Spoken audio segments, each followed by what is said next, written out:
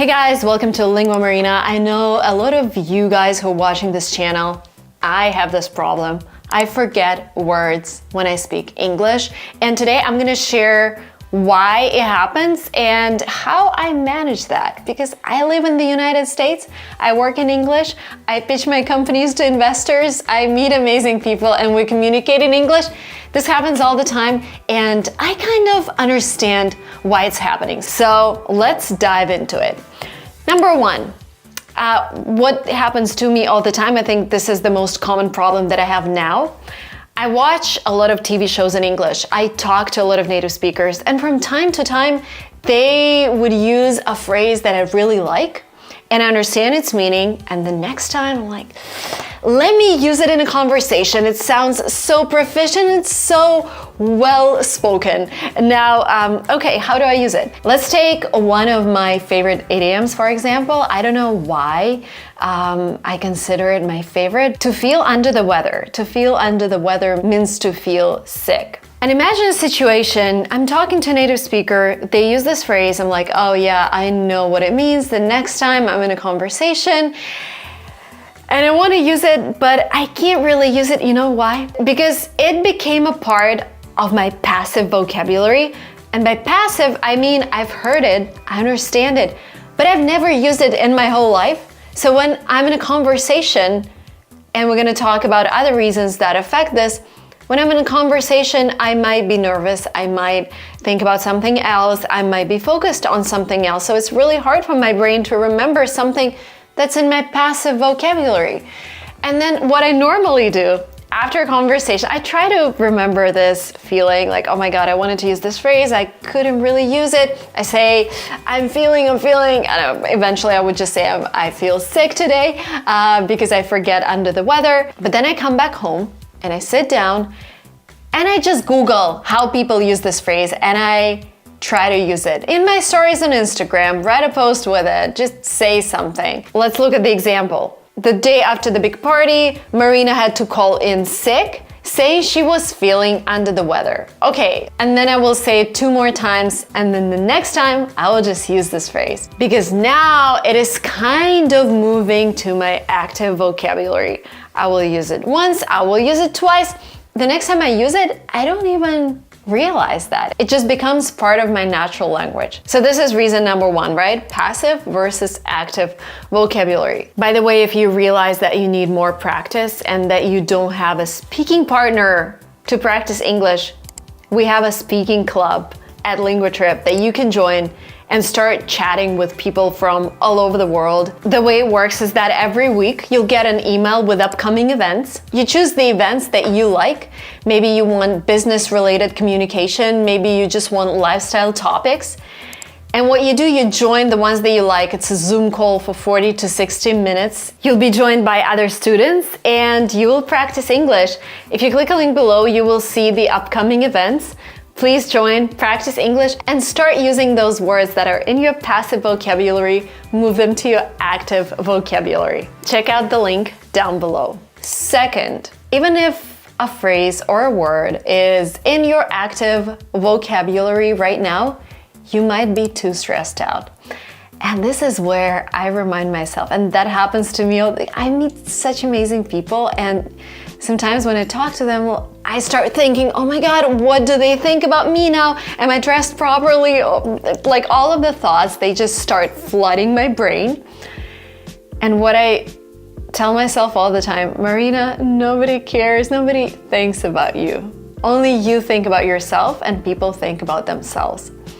So just smile, be nice, be friendly, be polite. Stop stressing out in conversations with strangers, especially with native speakers. I know I'm not a native speaker. Sometimes people be like, they start talking to me and I tell them, I'm not a native speaker. And if they start complimenting me on my English, saying like, oh, you sound like a native speaker. And once they say it, I feel the pressure of sounding just perfect.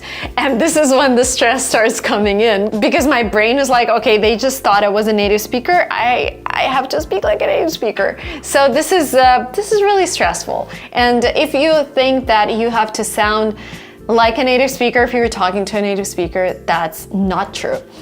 You just sound like yourself and be nice. Number 3, I mentioned this already, but very often in a conversation, we think about something else. Don't do it. Okay, I'm gonna tell you this theory that I've just learned. I just did a management training and they explained something to us that I really liked. There are people who are 1.2.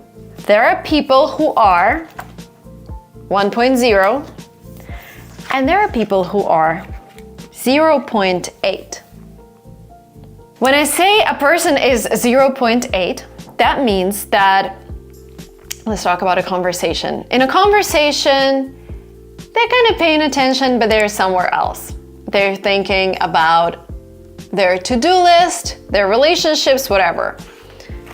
People 1.0. People 1.0, in a conversation, they'll be actively listening and replying. People who are 1.2, in a conversation, will be actively listening, replying, smiling, and making sure their partner in this conversation feels really good. When you're in a conversation and you're thinking about something else, you are 0.8. So every time you do something, ask yourself, am I 0.8 right now? Or am I 1.2? Or am I 1.0?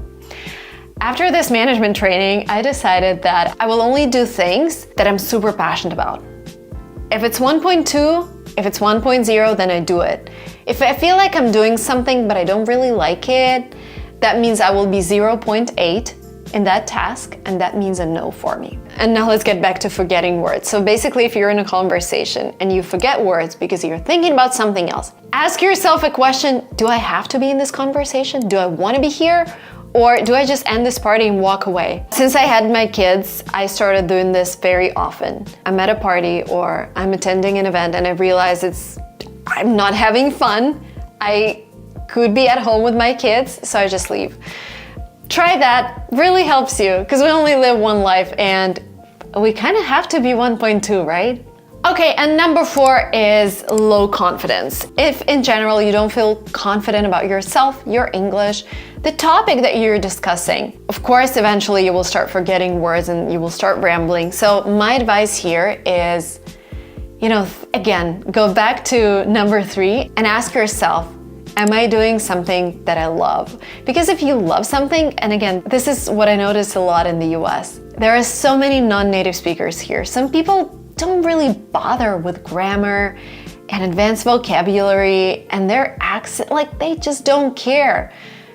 Because they're so passionate about their topic, like racing, investing, construction, management, that their energy and enthusiasm compensates for it. You just don't care about their accent. You don't care about their English because you just want to be with that person who is happy with their life.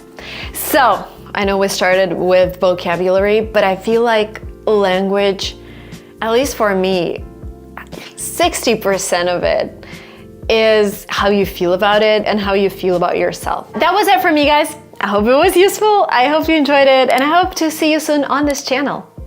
Please share it with your friends. Bye.